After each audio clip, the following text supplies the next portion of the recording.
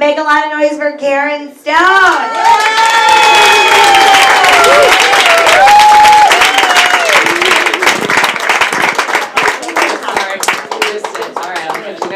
Hi, everybody. How are you doing today? I know you're all really disappointed she said Karen Stone, not Sharon Stone. I've gotten that all my life. All my life. Sharon Stone? No. And sometimes I tell them, it's Karen, I'm sorry. And sometimes I'm like, she's my aunt. And then I just kind of get them right. So I've been dealing with this all the time. But I recently met her, and I swear, if I was related to her, I would have so much more material for comedy, like the end of this joke, but that was it. You see how it went? Like, I'm not related to her. Thank you for the pity laughs. I appreciate that. Anyway, so where do we go from there? So I started doing comedy a few years ago, signed up for comedy school. So when I told people that I was going to take comedy school, they say like one of three things, like, oh my God, I have the funniest joke for you. You have to do this on stage, right? As if it's going to be funny for everybody. Or like, are you like Mrs. Maisel? And I'm like, I hope so.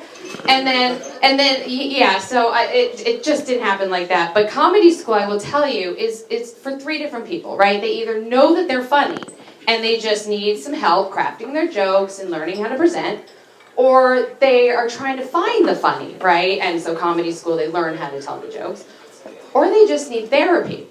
And I'm going to let you decide which category I fall in at the end of the set, okay? Yeah, so one day at comedy writing class, the teacher tells us, okay, now write jokes about your family life and, in your childhood and your parents, and everybody's scratching along, and I'm like, oh my God.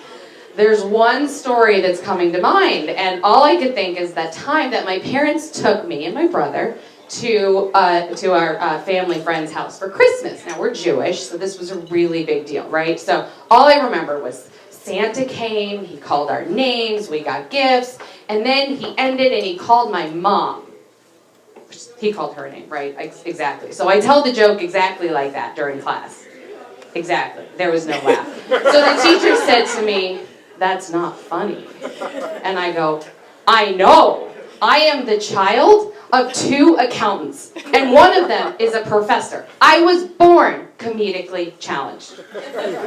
So he says to me, well, I suggest you divorce your family and get a new one. Hi, Mom. How you liking this one? She's been picked on a lot, right? All right, so my mother is here. She is the woman who gave me my name. Can we give her a round of applause? Thank you. Yes, thank you, because of you. Anyway, so any mothers out there? Any Jewish mothers out there? Yes. So what is it about Jewish mothers who feel like whatever they're feeling, their kids must be feeling too? Right? Like, for instance, they say things like, sweetie, I'm cold. You should put on a sweater. Right? Yeah. Or sweetie, I'm hungry. You should eat something. Right? Right. But my mom, she lives 3,000 miles away, which I think is a very comfortable amount of personal space. Other than the trolling of my Facebook and Instagram and TikTok and Snapchat and my Netflix and my Spotify and my Uber and my Fitbit and my Instacart and my Alexa knows where I'm at and my Tinder. Oh, sorry, that's the Russians. My mom, she just learned how to use her phone last week. Right, Mom? Yeah. All right, she's about to divorce me. And she's sitting in the front. All the hosts have been picking on her. Or this is going to be a story. I'm glad we're finally going to have a story to talk about at Thanksgiving. Anyway, so I, let's see, where else can I take this? I used to like people. They liked me, I liked them, I was a people person. And then I started selling real estate. So in real estate, you kind of have to like people most of the time. So once I recently sent a bouquet of flowers to a client. I found them, their home. And this woman calls me and she goes, Karen, did you send me flowers? And I go, yeah. And she goes, did you write the card? And I said, well, yeah. She goes, are you sure you wrote the card? I said, well, yeah, why? She goes, because the card said, rest in peace. Which means somewhere out there's a funeral home with somebody who just got a bouquet of flowers with a card that says, "Welcome to your new home." Yeah. So that didn't go well. I gotta do a little more checking. But let's see. Anybody ever look for a home, right? And we as real estate brokers, we have to get really creative with our words. Like cozy. What does cozy mean? Small, right. Okay. 5th floor walk up. Gym included. Leg day. Yes, leg day. Every day. Yes. And a sure way for your parents not to come visit you, right?